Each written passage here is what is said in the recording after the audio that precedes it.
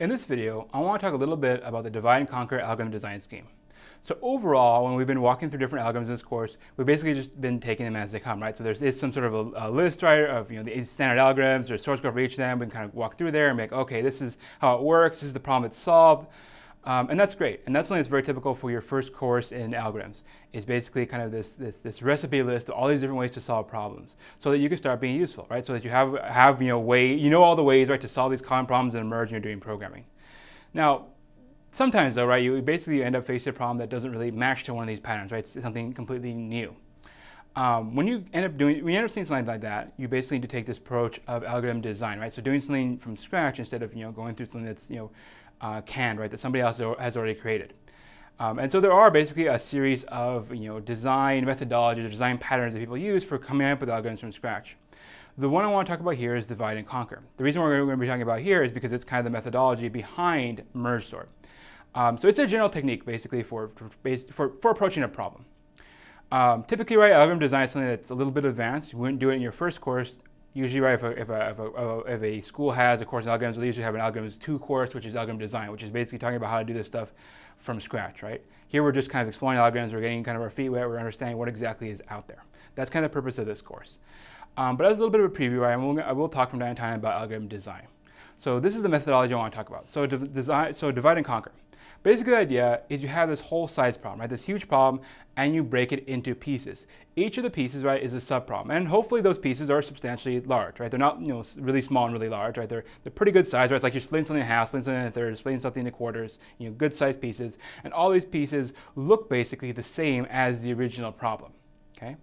And so the idea, right, is that this divide and conquer, right, you're dividing into big chunks. You divide again and again and again and again and again until you get down to something that's basically trivial, right? So it's something that's really, really simple to do. Maybe this sounds a little bit like recursion, right? So in recursion, right, you have this large problem, you do a little bit of work, you keep on doing that and doing that and doing that, right, until you get down to a base case. It's like, oh, it's, what is the factorial of 0? It's 1, right? It's super easy to solve. It kind of has that flavor, okay? So we're going to break something down until we get to kind of the trivial version of the problem, right? And then the trivial version of the problem, we can solve that. And then what we do is we kind of backtrack, right? We start combining together results, combining together results, combining together results, combining together results. Eventually, right, we combine all the subproblems and get back our answer to the original problem, okay? So this is the notion of divide and conquer.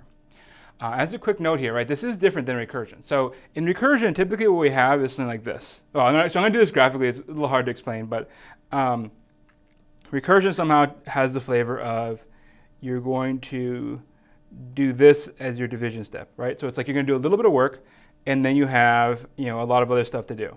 So I don't know. We'll go to factorial. Factorial is boring, but at least it's easy to talk about. So factorial would be like, oh, I have n over here, and then I have f of n minus 1 over here, right? So it's like the right hand side is your function call versus your left side is like what you're multiplying right now. So we're doing like a little bit of work, right? And then we have to do the recursion, right, to go and do the rest of the factorial. Divide and conquer doesn't look that way. Because here, right, somehow the idea is we're doing, a little bit of work over here, right? This is just a little bit, and then there's a lot here, right, that's going to be done by the recursive call. In divide and conquer, we're basically saying we're breaking into big chunks. So we'll never break it, over here, right? We'll never break it at this little piece over here. We'd probably do something like break it in half, right? Because I want, n over 2 things to do here, n over 2 things to do over here. And of course, n is some metric on our problem size. The point is, right, I want substantial pieces. I don't want to do this little bit of work over here like recursion does. I want to do something more substantial. I want to do something large, like half of it, right, or a third of it, whatever. I want to do a decent piece. So this is kind of the distinction between divide and conquer and recursion. The hope here, right, is that if you're doing this approach, basically, if you're breaking your problem into pieces, you should be making it simpler, right?